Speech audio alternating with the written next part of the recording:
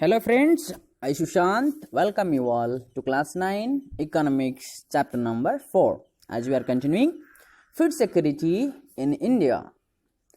So today we'll go for the story of Ahmad. ठीक है, अहमद की कहानी। चलो देखते हैं क्या होता है अहमद के साथ। अहमद बेंगलोर में रिक्शा चलाता है। वह अपने 3 भाइयों 2 बहनों और बूढ़े माँ बाप के साथ ये जो झुमरी तलैया से आया है वह एक झुग्गी में रहता है। उसके परिवार के समस्त सदस्यों का पालन पोषण रिक्शा चलाने से होने वाली उसकी प्रतिदिन की आय पर निर्भर है। बहरहाल उसका जो रोजगार सुरक्षित नहीं है और उसकी आय प्रतिदिन घटती बढ़ती रहती है। कभी कभी वह इतना कमा लेता है कि समस्त दैनिक आवश्यकताओं की चीज़ें खरीदने के पश्चात अपनी आय में से कुछ बच लेता है या बचा लेता है। अन्य दिनों में वह मुश्किल से इतना ही कमा पाता है जिससे वह दैनिक आवश्यकता की वस्तुएं ही खरीद सके। ये सौभाग्यवश अहमद को एक जो पीला जो कार्य प्राप्त है, जो निर्धनता रेखा से नीचे के लोगों का जो पीडीएस कार्ड है, जैसे कि इस कार्ड से अहमद अपनी दैनिक ज़रूरतों के उपभोग के लिए पर्याप्त मात्रा में गेहूं, चावल, चीनी और मिट्टी का तेल प्राप्त कर लेता है। वह इन चीज़ों को बाजार की कीमतें से आधी कीमत पर प्राप्त कर लेता है। वह अपना मासिक भंडार उस विशेष दिन खरीदता है जिस दिन दुकान निर्धनता रेखा के नीचे के लोगों के लिए खुलती है। इस तरह अहमद अपनी इस अपर्याप्त आय से अपने बड़े परिवार का किसी तरह पालन पोषण कर रहा है, जहां वह अकेला कमाने वाला सदस्य है।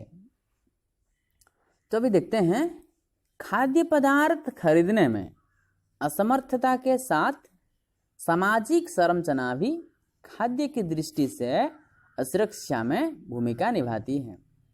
अनुसूचित जाति, अनुसूचित जनजाति और अन्य पिछड़ी जातियों के कुछ वर्गों का या तो भूमि का आधार कमजोर होता है या फिर उनकी भूमि की उत्पादकता बहुत कम होती है। वे खाद्य की दृष्टि से शीघ्र असुरक्षित हो जाते हैं। वे लोग भी खाद्य की दृष्टि से सर्वाधिक असुरक्षित होते हैं। जो प्राकृतिक आपदाओं से प्रभावित हैं और जिन्हें काम की तलाश में दूसरी जगह जाना पड़ता है। कुपोषण से सबसे अधिक महिलाएं प्रभावित होती है। यह गंभीर चिंता का विषय है क्योंकि इससे जो अजन्मे बच्चों तो उसको भी कुपोषण का खतरा रहता है। खाद्य सुरक्षा से ग्रस्त आबादी का जो बड़ा भाग गर्भवती तथा दूध पिला रही महिलाओं तथा 5 वर्ष से कम उम्र के बच्चों का है। देश के कुछ क्षेत्रों जैसे आर्थिक रूप से पिछड़े राज्य जहां गरीब अधिक हैं, आदिवासी और सुदूर क्षेत्र प्राकृतिक आपदाओं से बार बार प्रभावित होने वाले क्षेत्र, इसमें खाद्य की दृष्टि से असुरक्षित लोगों की संख्या आनुपातिक रूप से बहुत अधिक है। वास्तव में उत्तर प्रदेश जैसे कि पूर्वी दक्षिण पूर्वी हिस्से, बिहार, झारखंड, उड़ीसा, पश्चिम बंगाल, छत्तीसगढ़, मध्य प्रदेश और महाराष्ट्र के कुछ भागों में खाद्य की दृष्टि से असुरक्षित लोगों की सर्वाधिक संख्या है। भूखमरी खाद्य की दृष्टि से असुरक्षा को इंगित करने वाला एक दूसरा पहलू है। भूखमरी गरीबी की एक अभिव्यक्ति मात्र नहीं है, यह गरीबी लाती है। इस तरह खाद्य की दृष्टि से सुरक्षित होने से वर्तमान में भूखमरी समाप्त हो जाती है और भविष्य में भूखमरी का जो खतरा कम हो जाता है। भूखमरी के दीर्घकालिक और मौसमी आयाम होते हैं। दीर्घकालिक भूखमरी मात्रा ये जो गुणवत्ता के आधार पर जो अपर्याप्त आहार ग्रहण करने के कारण होती है। गरीब लोग अपनी अत्यंत जो निम्न आय और जीवित रहने के लिए जो खाद्य पदार्थ जो खरीदने में अक्षमता के कारण दीर्घकालिक भूखमरी से ग्रस्त होते हैं। मौसमी भूखमरी फसल उपजाने और काटने के चक्र से संबंध है। यह ग्रामीण क्षेत्रों की कृषि, ये जो कृषि क्रियाएं होता है इसकी मौसमी प्रकृति के कारण तथा नगरीय क्षेत्रों में जो अनियमित श्रम होता है उसके कारण होती है। जैसे बरसात के मौसम में अनियमित निर्माण श्रमिक को कम काम रहता है। जो इस तरह की भूखमरी तब होती है जब कोई व्यक्ति पूरे वर्ष काम पाने में अक्षम होता है। ओके, सो इसमें आपके किताब में जो टेबल दिया गया है, देखो उस टेबल में भूखमरी के प्रकार जो दिया गया है, मौसमी, दीर्घकालिक और टोटलिंग किया गया है। Now let's have overall knowledge on India जो है, जो aiming at self sufficiency in food grains since independence. So India is aiming at self-sufficiency in food grains since independence। इसके बारे में जो दिया गया है, स्वतंत्रता के बाद जो खाद्यान्नों में आत्मनिर्भर होना भारत का लक्ष्य रहा है। स्वतंत्रता के पश्चात भारतीय नीति निर्माताओं ने खाद्यान्नों में आत्मनिर्भरता प्राप्त करने के भी सभी उपाय किए।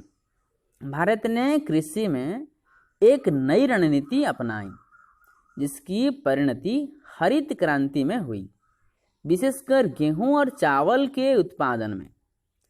तत्कालीन प्रधानमंत्री इंदिरा गांधी ने जुलाई 1968 में गेहूं क्रांति शीर्षक इसके एक विशेष डाक टिकट, जो पोस्टल टिकट हम कहते हैं, जारी कर कृषि के श्रमिक में हरित क्रांति की प्रभावशाली प्रगति को आधिकारिक रूप से दर्ज किया।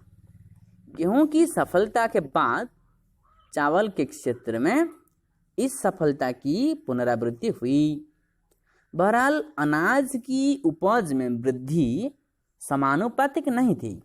उत्तर प्रदेश और पंजाब में सर्वाधिक वृद्धि दर दर्ज की गई, जहां अनाजों का उत्पादन बढ़कर 2012-13 में 78.91 करोड़ टन पर पहुंच गया, जो अब तक का सर्वाधिक ऊंचा रिकॉर्ड था। वर्ष 2012-13 में उत्तराखंड, झारखंड, असम, तमिलनाडु में उत्पादन का जो स्तर पिछड़ता रहा। दूसरी तरफ पश्चिम बंगाल एवं उत्तर प्रदेश में चावल के उत्पादन में उल्लेखनीय वृद्धि हुई। ठीक है ना।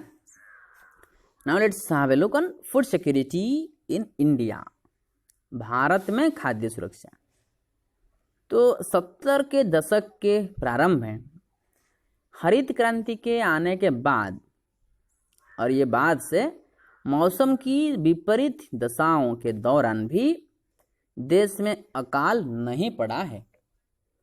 देश भर में उपजाई जाने वाली जो विविध फसलों के कारण भारत पिछले 30 वर्षों के दौरान खाद्यान्नों के मामले में आत्मनिर्भर बन गया है। सरकार द्वारा सावधानीपूर्वक तैयार की गई खाद्य सुरक्षा व्यवस्था के कारण देश में अनाज की उपलब्धता और भी सुनिश्चित हो गई। इस व्यवस्था के 2 घटक हैं, एक है बफर स्टॉक और दूसरा है सार्वजनिक वितरण प्रणाली। बफर स्टॉक है और एक है पब्लिक डिस्ट्रीब्यूशन सिस्टम, जिसको हम कहते हैं PDS। Now let's have a knowledge that what is buffer stock. Buffer stock क्या है? बफर स्टॉक जो कि food corporation of India FCI इसके माध्यम से सरकार द्वारा अधिप्राप्त अनाज, गेहूं और चावल का भंडार है। भारतीय खाद्य निगम अधिशेष उत्पादन वाले राज्यों में किसानों से गेहूं और चावल खरीदता है। किसानों को उनकी फसल के लिए पहले से घोषित कीमतें दी जाती हैं।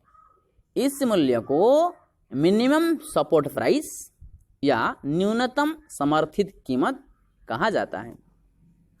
इन फसलों के उत्पादन को प्रोत्साहन देने के उद्देश्य से बुआई के मौसम से पहले सरकार न्यूनतम समर्थित कीमत जो कि मिनिमम सपोर्ट प्राइस इसकी घोषणा करती है।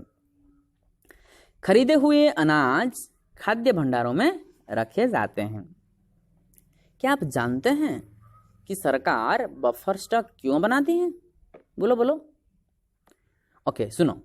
ऐसा कमी वाले क्षेत्रों में और समाज के गरीब वर्गों में बाजार कीमत से कम कीमत पर अनाज के वितरण के लिए किया जाता है। इस कीमत को जो इशू प्राइस या जो कहते हैं निर्गम कीमत भी कहा जाता है। यह खराब मौसम में या फिर आपदा काल में अनाज की कमी की समस्या हल करने में भी मदद करता है। Okay, now let's have a overall knowledge on what is the public distribution system या PDS। सार्वजनिक वितरण प्रणाली क्या है?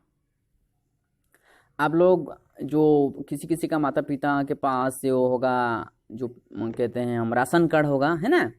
आजकल भारतीय खाद्य निगम द्वारा जो अधिप्राप्त अनाज को सरकार विनियमित राशन दुकानों इसके माध्यम से समाज के गरीब वर्गों में जो वितरित करती है, इससे सार्वजनिक वितरण प्रणाली या PDS कहते हैं, पब्लिक डिस्ट्रीब्यूशन सिस्टम। अब अधिकांश क्षेत्रों, गांवों, कस्बों और शहरों में राशन की दुकान है। देश भर में लगभग 5.5 लाख राशन की दुकान है।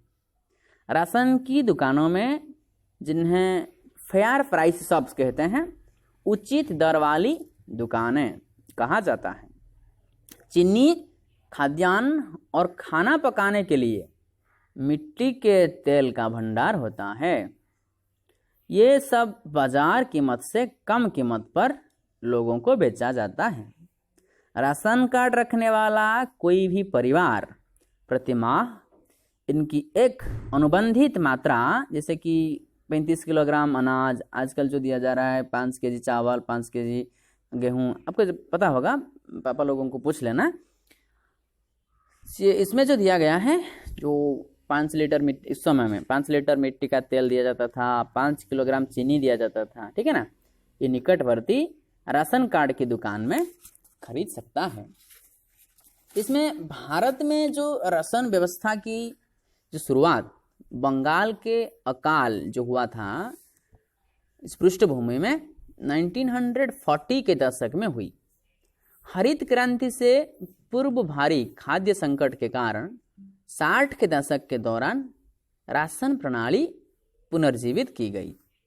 गरीबी के उच्च स्तरों को ध्यान में रखते हुए 70 के दशक में जो मध्य NSSO इसकी जो रिपोर्ट के अनुसार खाद्य संबंधी 3 महत्वपूर्ण हस्तक्षेप है, जो कार्यक्रम प्रारंभ किए गए।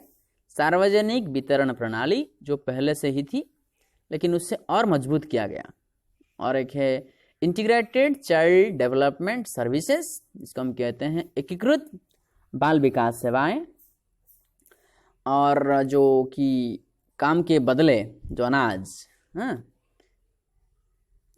जो कहते हैं हम फूड फॉर वर्क, इन वर्षों में कई नए कार्यक्रम शुरू किए गए हैं और कार्यक्रमों को चलाने के बढ़ते अनुभवों के आधार पर अन्य कार्यक्रमों का पुनर्गठन किया गया।